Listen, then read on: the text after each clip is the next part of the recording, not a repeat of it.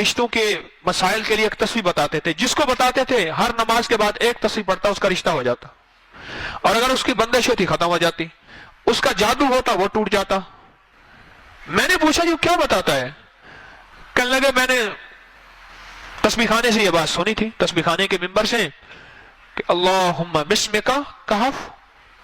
یہ سورۃ کہف ہے نا، کہف ہے اور کتمین، اور کہا میں نے بتانا شروع کر دیا۔ اب جس کو میں نے بتایا ہر نماز کے بعد ایک تسبیح پڑھی، اب اس کے میں مکمل فائدے اگر آپ کو بتا دیتا ہوں اس ایک تسبیح کے۔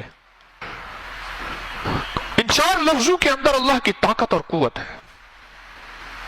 اور اللہ کی عظمت ہے، اور اللہ کی بڑائی ہے، اور اللہ کی کبریائی ہے۔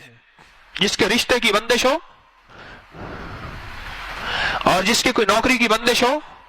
اور جس کی زندگی میں مسلسل رکاوٹیں ہوں کہ میں راستے بند، منزلیں بند،